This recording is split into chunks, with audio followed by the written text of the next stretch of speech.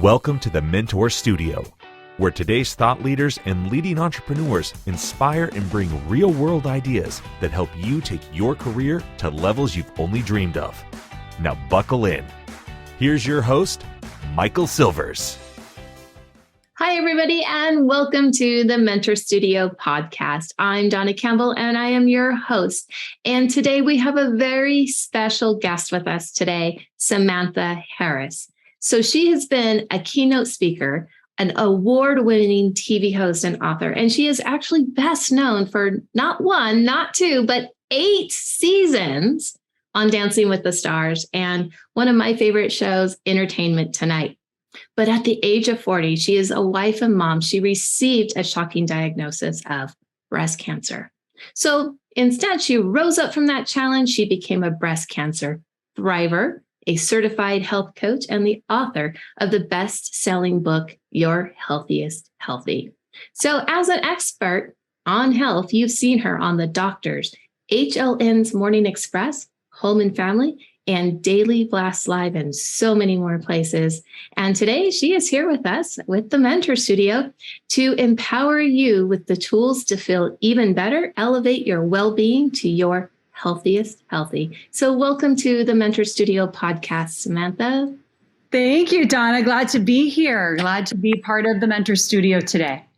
So thank you so much. I have to ask this first question. Being you in the entertainment industry, how did you get started in that particular business? What led you to Dancing with the Stars and Entertainment Tonight? Well, it was definitely a long road of focused dedication and a lot of doors slammed in my face again and again and again, starting from the age of 12, actually. So, but I grew up in Minnesota, not really the hotbed of TV, film, and entertainment, but for me, it was a wonderful place to grow up. And I found that I just was bitten by the bug to be out in Hollywood. Yeah. So when the offers came, I mean, are there certain steps? Do you apply? How do you get on Dancing with the Stars? No, you definitely know. Because I don't dance, so I need to know. So as the host of the show there, well, even as one of the celebrity guests, there's no application process, but it really, so I started when I was in high school, getting involved with my television station that was operated out of my public high school, learning how to write and produce and edit and be on camera, reading from a teleprompter and writing news stories. Then I went to journalism school at Northwestern University, learning to hone my craft even more. And again, Dancing with the Stars was a big part of my career, but entertainment news is what really dominated for well over a decade of my career. And so having the journalism background, whether you're reporting on war-torn countries and interviewing heads of state, or not that I'm comparing Tom Cruise to one of the presidents of the United States, but the way that we go about asking questions is very much the same. The way we go about, eliciting response, writing a story, it's all the same journalism basics. It's just we choose to go on different paths from our journalism background. And so for me, that was entertainment news, which eventually led me to the opportunity to have the producers of Dancing with the Stars ask me to do a screen test for season 2, which is when I started, and eventually getting the job offer to be the host of Dancing with the Stars with Tom Bergeron. Wow. Well, congratulations on all of those. And I know there's been many, many more accolades since then for you on that. When you were on those different entertainment programs, what would you say was the number one thing that you learned from the industry? Yeah. Well, that I learned from my years of interviewing, whether it was Entertainment Tonight, or I got my start at the TV show Extra, and then I was at E! News and Access Hollywood. There was a stint. I was really one of the only people who had been at all the major syndicated network entertainment news shows. And what I learned from that experience is that you really have to listen. You need to be prepared and you need to listen. Mm-hmm. And this really goes for any industry, right? Be prepared when you walk into the room, especially if it's in a career that you are looking to grow in. But then also make sure that you are listening, right? We have 2 ears and 1 mouth. The idea is to use them appropriately. So listening twice the amount that we're speaking. Mm-hmm. Nice. I love that. I absolutely love that. And I believe there's a divine truth in just what you just shared right there. One of the things that I want to know is when you got the breast cancer diagnosis, what happened? What were the next steps? And for you in your career, because obviously there was some great changes. Well, at 40, when I was blindsided by this breast cancer diagnosis, my husband and I had two little girls. They were 3 and 6 at the time. I was at the top of my television hosting career, and I was sidelined, and I was also riddled with anxiety in a way that I'd never had been before, because I'm very much a happy-go-lucky person. And I had to learn new tools, coping mechanisms, positive self-talk, ways to be able to dig myself out of the deep, dark funk that you get in with any sort of serious health diagnosis. Because we know, especially specifically when it comes to cancer, that the rates of survival and longevity post-cancer are exponentially better when we have a positive outlook. Does it outwin any possible diagnosis? Unfortunately, no. I wish it did, but it helps tremendously. And so for me, I dug myself with the support of an incredible community around me of friends and family out of the depths I was in, and was able to find the positivity in the diagnosis and then make my lemonade out of those lemons, which was to create really a new career path for myself. Right. And even though I still host television shows, and I have a really big, exciting one that we're announcing soon, 65 episodes of a new show, but I pivoted. I became a certified health coach. And the reason is because, first, I've always been drawn to health and wellness. I was always all about fitness and diet. And I was on the cover of, 10, 11, 12 different magazine covers for fitness. And always being asked, well, what do you eat? What do you do to exercise? What's your motivation? But I really had no credibility. I was very well schooled in journalism, and when it came to, and I actually taught group fitness classes when I was struggling as an auditionee for TV, film, and hosting jobs in my early days in Los Angeles. But I circled back to, I had no genetic link. And of the 1 in 8 women who are diagnosed with invasive breast cancer over the course of her lifetime, only 5 to 10%, Donna, are actually hereditary. Wow. So here I was with actually no genetic link, wondering what the heck is going on. I'm the fit, healthy one. Everyone always makes fun of me because of my cheeseless pizzas and my chicken breasts and all of that I'm eating. Oh, it's what we put in, on, and around our body that affects our overall well-being, that turns on or off certain DNA strains and dormant cells, and can affect how we then have cancer, get a diagnosis of diabetes, heart disease, an autoimmune disorder, neurodegenerative disorders from dementia to Alzheimer's.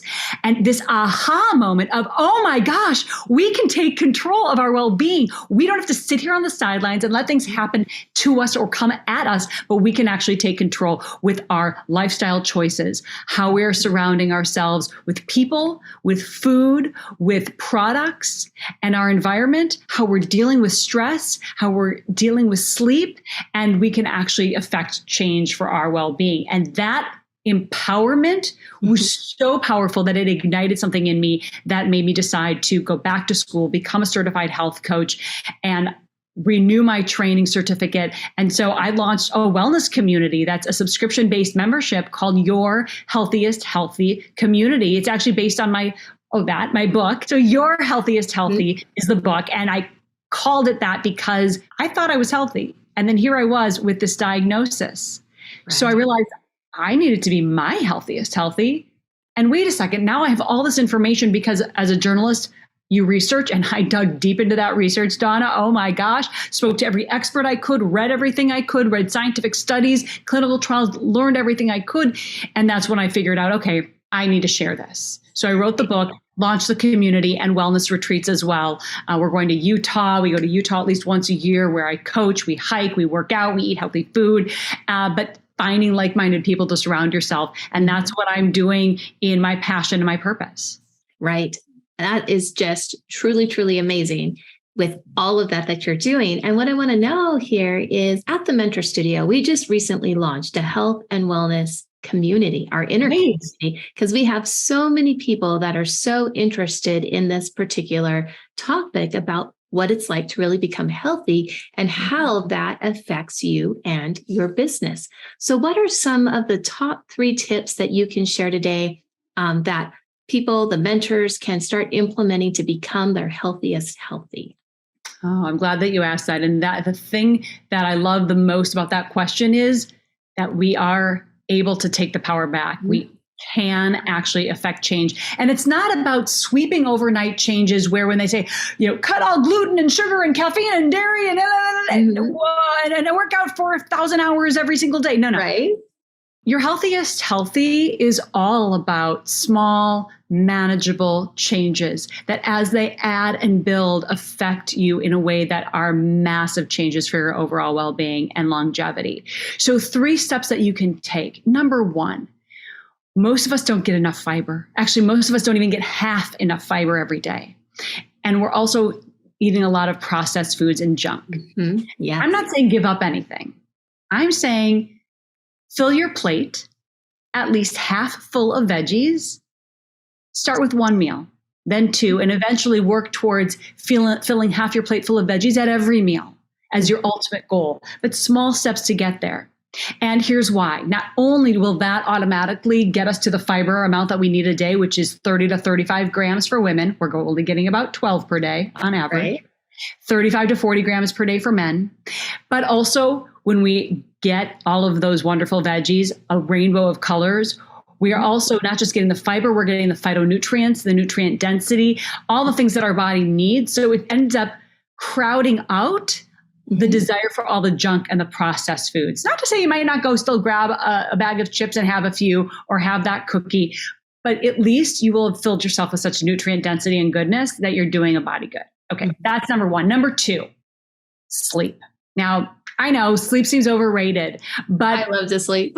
I love to sleep too. And I'm not saying that I get to sleep in, many days of the week, but when we aim for 7 to 9 hours a day, which is really what every adult needs. And most adults are getting far less than 7 every single night. For every hour less, we're reducing our longevity. We're reducing our lifespan. We're increasing our years of morbidity. That's the years that we are at the end of our lives, unable to walk, unable to hear, unable to think, filling out a life ending in being really bedridden or in pain, in dysfunction. So when we can really aim for good sleep routine habits, so turning down your lights a little bit sooner before bedtime, ideally at least an hour, stopping eating 2 to 3 hours before bedtime so that our body can rest and not digest, so it can renew and regenerate over that sleeping. And ideally trying to fast a minimum of 12 hours. So if you stop eating at 8 p.m., don't put a morsel or a drink in your mouth unless it's water, black tea, or black coffee until at least 8 a.m. the next day. So that 12-hour window, even adding in some intermittent fasting, going 14 to 16 hours in that fasting window can do wonderful things for you and also help you to sleep better.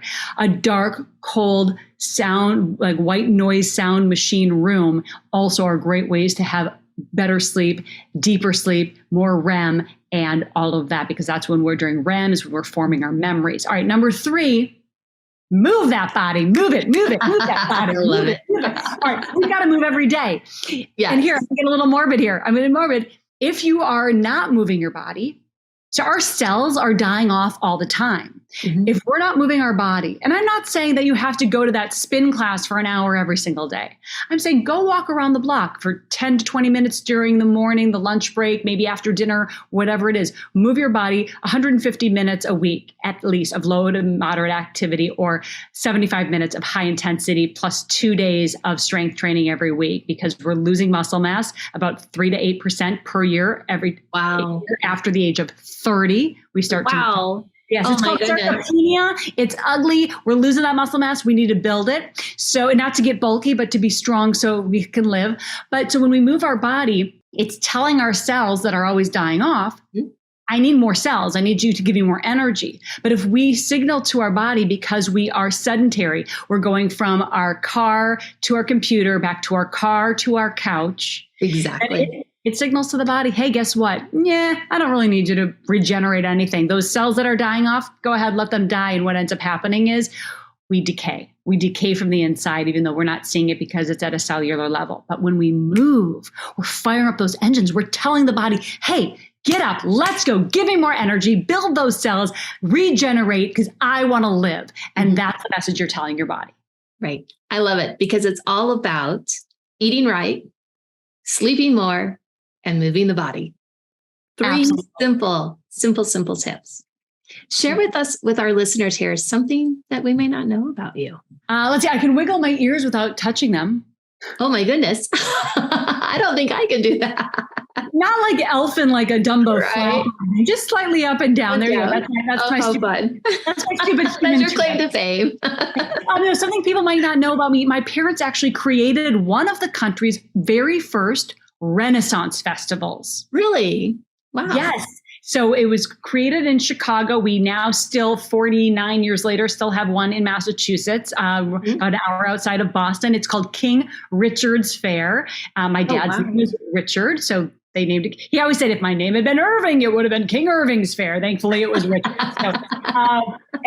So my mom and sister are still to this day. And it's we lost my dad 26 years ago to colon cancer, actually. So my sister came on board a couple of years out of college to help my mom continue the legacy that my mom and dad created, and they still run it to this day. But it was a magical realm to grow up in and frolic around with jousters on horseback and big turkey legs. And I played every role from gypsy dancer to princess to I worked in the food booths, the t-shirt booth, just about everything. And then got to bring my kids back to that magical realm every year from the time that they were very young as well. Wow. What fun. What fun. And what a fun, magical childhood for that time. Well, and I suppose no wonder that I wanted to go into a life of entertainment. Right? I grew up you can be anything and do anything. Yeah. Absolutely. With that. All right. So share with all of our listeners, how do we get in touch with you?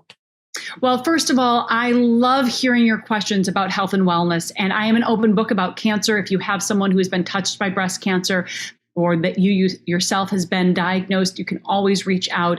I really do. It might take me a couple days to get back to you, but I do try to answer every DM that I get on Instagram, which is at Samantha Harris TV. Also on Facebook at Samantha Harris TV. And but Instagram is where I'm the most vocal and constantly on it, maybe a little too much. And then otherwise Samantha-Harris.com. Perfect. And we'll include all of that information into the show notes so everybody can reach out to you, ask their questions, get coaching, read your book, and learn from you as one of the health experts. So thank you. Thank you. Yeah, and I love being able to meet people and spend an entire weekend hiking and eating well and sharing stories and coaching them at our Your Healthiest Healthy retreat. So you can also look. There's still some spots left for our upcoming one in Utah. Right. I'm going to look. I might have to go. I would love it. I'm in alignment for it. All right. Thank you so much for being here. Thank you, Donna.